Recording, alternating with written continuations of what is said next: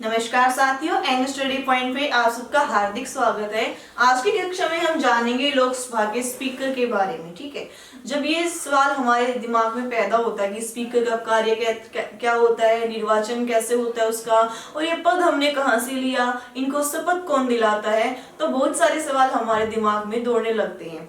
तो जो ये लोकसभा का स्पीकर होता है ना, इसको हल्के में मत लेना, क्योंकि ये कैबिनेट के जितने पावर रखता है अपने पास। ठीक है, जितनी भी समितियां बनाई जाती हैं उनका जो अध्यक्ष चुना जाता है वो यही चुनते हैं। अगर कोई अध्यक्ष नहीं चुना जाता है तो ये क्या है, ऑटोमेटिक ही क्या बन जाते हैं, उसके स्पीकर मतलब अध्यक्ष बन जाते हैं। और जितना मतलब धन विधेयक आता है, कोई प्रस्ताव पास होता है, उसको ये देखना कि धन विधेयक है या नहीं, ये भी कौन डिसाइड करते हैं, हमारे स्पीकर डिसाइड करते हैं। और जो सांसदों के द्वारा जो प्रश्न पूछे जाते हैं, प्रश्न किस प्रकार का पूछा जाता है, ये भी डिसाइड यही करते हैं। और जितने भी कार्य हैं लोकसभा सांसद से मतलब पार्लियामेंट से संबंधित, वे यही करते हैं। ठीक है, अब क्या है, पहले हम जानेंगे कि जो लोकसभा का स्पीकर है उसका पद हमने कहाँ से लिया है, स्पीकर का पद कहाँ से लिया है। 1921 में हमने ये पद सृजित किया था। कौन से, भारत सरकार अधिनियम 1919 के तहत। कौन सा, मॉन्टेग्यू चेम्सफोर्ड सुधारों के तहत भारत में 1921 में क्या है, लोकसभा स्पीकर और क्या था, डिप्टी स्पीकर का पद हमने सृजित किया था। ठीक है, अब बात आती है कि स्पीकर हमने सृजित कर लिया मतलब गठन कर लिया, तो जो भारत का पहला स्पीकर था, सबको याद होगा कि जीवी मावलंकर, लेकिन वो स्वतंत्र भारत के पहले स्पीकर थे। जब ये बना था 1921 में, तब कौन था, तो फर्स्ट कौन था हमारा, फ्रेडरिक व्हाइट। फ्रेडरिक व्हाइट क्या थे, हमारे पहले स्पीकर थे। ठीक है, और डिप्टी स्पीकर कौन था हमारा, फर्स्ट डिप्टी स्पीकर थे हमारे सच्चिदानंद सिन्हा। ये क्या है, जब ये पद गठित हुआ था तब इनको क्या बनाया गया था, स्पीकर और डिप्टी स्पीकर इनको चुना गया था। ठीक है, फ्रेडरिक व्हाइट तो हमारे पहले स्पीकर थे और जो सच्चिदानंद सिन्हा है वो हमारे डिप्टी स्पीकर थे। अब आपके मन में आएगा कि ये तो अंग्रेज दिख रहा है नाम सही, फ्रेडरिक व्हाइट, तो पहले भारतीय कौन थे जो चुने गए थे, हमारे पहले भारतीय होते थे, हमारे जो फर्स्ट भारतीय चुना गया था स्पीकर के तौर पर, वो कौन था हमारा, विट्ठल भाई। क्या नाम था उनका, विट्ठल भाई। ये कब चुने गए थे, 1925 में चुने गए थे। ठीक है, और जो पहले स्पीकर का और डिप्टी स्पीकर का जो पद होता था उसको प्रेसिडेंट और डिप्टी प्रेसिडेंट के नाम से जाना जाता था। और ये पद कहां तक चलता रहा, 1947 तक इसको किस नाम से जानते थे हम, प्रेसिडेंट और डिप्टी प्रेसिडेंट के नाम से जानते थे। लेकिन 1947 के बाद इसको क्या नाम दे दिया गया, स्पीकर और डिप्टी स्पीकर का नाम दे दिया गया। ठीक है, अब ये हमने पढ़ा कि जो गठन हुआ तो फर्स्ट कौन थे, फर्स्ट डिप्टी स्पीकर कौन थे, और पहले भारतीय कौन थे, विट्ठल भाई, 1925 में ये बने थे। तो अब स्वतंत्र भारत का तो हमें पता ही है, जीवी मावलंकर थे। जीवी मावलंकर हमारे क्या थे, स्वतंत्र भारत के पहले क्या थे, स्पीकर थे हमारे। ठीक है, और ये इसलिए भी इंपॉर्टेंट हो जाते हैं क्योंकि इनको हटाने के लिए भी क्या है, प्रस्ताव पास किया गया था। अब इनके हटाने की प्रोसेस क्या है वो हम धीरे धीरे समझेंगे।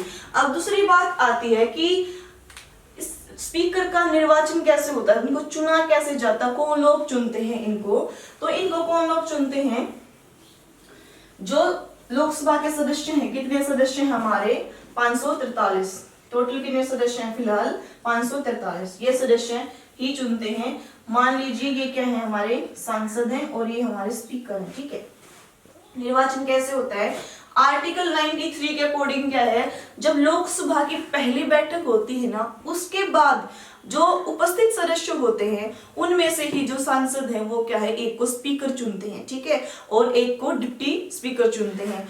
और आर्टिकल 95 क्लॉज 2 के अकॉर्डिंग क्या होता है, इसके तहत जो सांसद होते हैं लोकसभा में क्या करते हैं, 10 सदस्यों का पैनल का गठन करते हैं। क्यों करते हैं गठन, क्योंकि अगर मान लीजिए किसी टाइम पे हमारे स्पीकर उपस्थित नहीं है, ठीक है, और ना ही डिप्टी स्पीकर उपस्थित है, तो जो बंदा होगा वो काम कौन करेगा उनका, तो इन 10 में से जो वरिष्ठ होगा सबसे वो काम करेगा। इसलिए क्या बनाई गई है, ये 10 सदस्यों की पैनल गठित की गई है कि अगर स्पीकर और डिप्टी स्पीकर अपने पद पर उपस्थित नहीं है फिलहाल किसी वजह से, तो ये 10 लोग इनमें से कार्य कर सकते हैं। ठीक है, इसलिए क्या है, इसका गठन किया गया।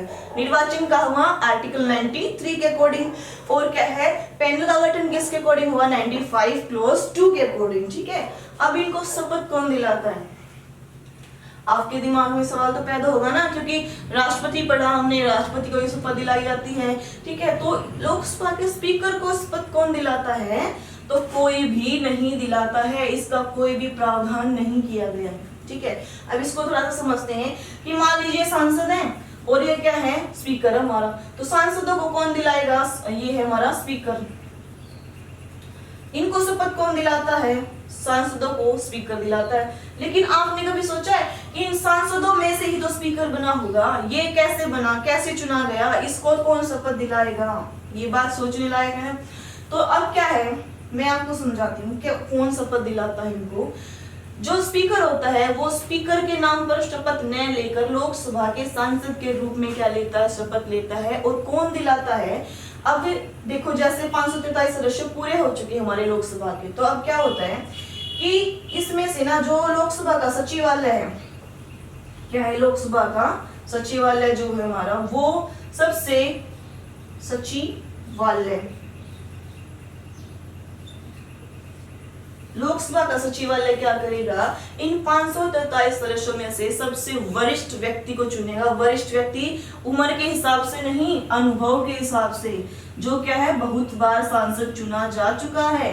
लेकिन इसका प्रावधान हमारे संविधान में नहीं लिखा गया है, सिर्फ ये माना गया, क्योंकि अगर कोई अनुभवी व्यक्ति होगा तो अच्छे से शपथ दिला सकता है, उसको क्या है, कार्य करना आता है। ठीक है, तो क्या है, उम्र के हिसाब से इसमें क्या है, वरिष्ठता नहीं देखी जाती, अनुभव के आधार पर देखी जाती है कि जिसके पास अनुभव ज्यादा है उसको चुना जाएगा। अब सचिवालय क्या करता है, इन 543 सदस्यों में से किन्हीं 3 व्यक्तियों को चुनता है। ठीक है, और किसी एक व्यक्ति को चुनता है, मतलब टोटल हो गए 4। और इनको कहां पर भेजते हैं फिर हम, राष्ट्रपति के पास। कहां भेजा जाता है, राष्ट्रपति के पास। अब राष्ट्रपति क्या है, इनको शपथ दिलाता है, इनको क्या दिलाएगा, वो शपथ दिलाएगा। ठीक है, और जो ये एक व्यक्ति है, ये कौन होता है, हमारा प्रोटेम स्पीकर बनाया जाता है। ये किसको क्या कहते हैं हम, प्रोटेम स्पीकर, जिसको सबसे ज्यादा अनुभव है। क्यों, ये 3 सदस्य क्यों चुने जाते हैं अलग से, इसका कारण क्या है कि एक सदस्य चुना गया, ठीक है, वरिष्ठता के आधार पर, लेकिन 543 सदस्यों को शपथ दिलानी है। क्या पता वो क्या है, ये बोल दे कि मैं तो थक गया हूं, मुझसे कार्य नहीं होगा, मैं तो इस्तीफा दे रहा हूं प्रोटेम स्पीकर से, इसलिए इन 3 सदस्यों को भी चुना जाता है। अब राष्ट्रपति क्या है, इनको शपथ दिलाएगा। ठीक है, अब ये प्रोटेम स्पीकर बनकर आ गया, तो अब फिर क्या आएगा, दोबारा ये संसद में आएगा। ठीक है, ये हमारी लोकसभा बैठी हुई है सारी, तो अब इनको कौन शपथ दिलाएगा, सांसदों को प्रोटेम स्पीकर शपथ दिलाता है। और इन्हीं में से फिर क्या, शपथ दिलाने के बाद क्या होता है, हमारे स्पीकर का निर्वाचन किया जाता है, चुना जाता है। इसका मतलब क्या हुआ कि जो स्पीकर होता है उसके लिए कोई अलग से शपथ नहीं होती है, वह लोकसभा के सदस्य के रूप में ही क्या लेता है, शपथ ग्रहण करता है। ठीक है, अब बात करते हैं हम कि लोकसभा के स्पीकर का वेतन कितना होता है। ये कौन से आर्टिकल में बता रखा है, हमारा आर्टिकल 106 के अकॉर्डिंग अनुसूची 2 में, अनुसूची 2 के तहत क्या है, हमारी जो संसद है वो विधि बनाकर क्या वेतन भत्ते डिसाइड करती है। ठीक है, और इसका कार्यकाल कितना होता है हमारा लोकसभा के स्पीकर का, जब तक लोकसभा का जीवन काल है, मतलब अगर लोकसभा 5 साल तक चलती है तो इसका स्पीकर का कार्यकाल भी कितना रहेगा, 5 साल। अगर किसी कारण 6 वर्ष होता है तो इसका कार्यकाल भी कितना रहेगा, 6 वर्ष माना जाएगा। अब क्या है, एक बात आती है कि मान लीजिए कि जो स्पीकर का पद है वो रिक्त हो गया, मतलब बिल्कुल खाली हो गया, उसकी क्या है, मृत्यु हो गई आकस्मिक, तो इस पद को कौन संभालेगा, तो इसको कौन संभालेगा, हमारा डिप्टी स्पीकर संभालेगा। ठीक है, और एक दूसरी कंडीशन होती है कि एब्सेंट है, अनुपस्थित है, हमारा पद पर क्या है, वे अनुपस्थित है। ठीक है, तो फिर कौन संभालेगा, तो भी क्या कौन संभालेंगे हम, डिप्टी स्पीकर संभालेंगे, लेकिन कार्यवाहक के रूप में। किसके रूप में? कार्यवाहक के रूप में पद को संभालेंगे जब तक चुनाव नहीं हो जाता। ठीक है, मतलब जब तक वो कार्य पे नहीं आते, चुनाव नहीं। अब पद रिक्त हो गया तो डिप्टी स्पीकर ही क्या संभालेंगे? स्पीकर का कार्यभार संभालेंगे। लेकिन अगर वो एब्सेंट है हमारे स्पीकर, तो कार्यवाहक के रूप में संभालेंगे डिप्टी स्पीकर, ना कि अध्यक्ष के रूप में, ना कि स्पीकर के रूप में। ठीक है, अब बात आती है हमारी कि त्याग पत्र किसको देता है? ये जो स्पीकर होता है वो त्याग पत्र किसको देगा? स्पीकर त्याग पत्र देगा हमारे डिप्टी स्पीकर को, और डिप्टी स्पीकर त्याग देगा हमारे स्पीकर को। मतलब आपस में क्या देते हैं? त्याग पत्र देते रहते हैं। ठीक है, अब फिर बात आती है कि हमने इसका चुनाव तो कर लिया कि 93 के अकॉर्डिंग चुनाव होगा, शपथ ग्रहण ये लोकसभा के सदस्य के रूप में लेगा, वेतन ये होगा, कार्यकाल ये होगा, त्याग पत्र इसको देगा। तो इसको हटाने की प्रक्रिया क्या होती है? हटाने की प्रक्रिया क्या है? इसको ऐसे समझ सकते हैं हम, जैसे देखो मान लीजिए इसके लिए पहले क्या होगा? लोकसभा का कोरम पूरा होना चाहिए। कोरम का मतलब क्या होता है कि जो मिनिमम कम से कम जो संख्या है लोकसभा के सदस्यों की वो 55 होती है। अगर 55 सदस्य बैठे हैं तो लोकसभा की बैठक क्या होगी? प्रारंभ होगी। इससे कम सदस्य प्रारंभ नहीं कर सकते हैं। ठीक है, तो कोरम क्या है? मिनिमम संख्या होती है लोकसभा के बैठक करने के लिए। अब कोरम पूरा होना चाहिए, पहली कंडीशन तो ये है। ठीक है, अब इसमें से क्या है? 28 सदस्यों ने वोट दे दी कि हमें तो ये स्पीकर हटाना है, पहली कंडीशन ये है। ठीक है, अब मान लीजिए कि दूसरी कंडीशन ये है कि 100 सदस्य बैठक में बैठे हैं और क्या है? 51 ने वोट डाल दी कि हमें तो ये हटाना है। और तीसरी कंडीशन ये है कि 543 सदस्य हैं और क्या उनमें से 272 सदस्यों ने वोट डाल दी कि हमें तो ये हटाना है। और चौथी कंडीशन क्या रखेंगे हम कि जो 543 सदस्य हैं उनकी क्या है? देन मेंबर, ये कंडीशन है। ठीक है, अब इसका मतलब क्या है? पहले इसको पढ़ते हैं। लोकसभा के तत्कालीन सदस्यों के बहुमत से, न कि उपस्थित व मतदान करने वालों के सदस्यों के बहुमत से।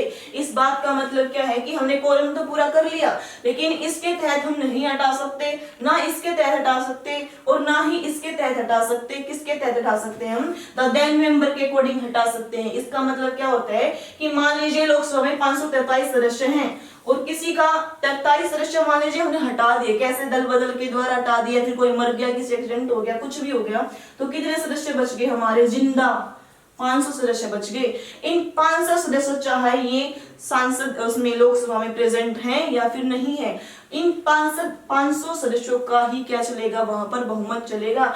यानी कि कितने सदस्य हो गए? 251 सदस्य हो गए। अगर 251 सदस्य ये बोल देते हैं कि हमें ये स्पीकर नहीं चाहिए, तो क्या होगा? उसको पद से हटा दिया जाएगा। ठीक है, ये इसका जरिया होता है। द देन नंबर, जितने भी क्या है तत्कालीन सदस्य हैं जो कि जिंदा हैं, अगर 543 में से 540 हैं तो उसका बहुमत, 50 है मतलब 450 है तो उसका बहुमत चलेगा। उपस्थित व मतदान का इसमें कोई भी रोल नहीं होता है। जो जिंदा होते हैं उनके बहुमत से क्या होगा?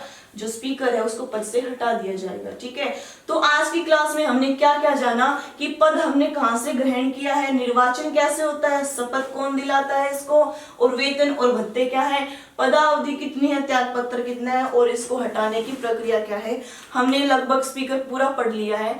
कल की कक्षा में हम आगे की ओर जाएंगे। मैं आशा करती हूँ कि आपको ये वीडियो पसंद आई होगी और समझ में आई होगी। अगर समझ में आई तो लाइक, शेयर, कमेंट और सब्सक्राइब करना न भूलें। धन्यवाद साथियों।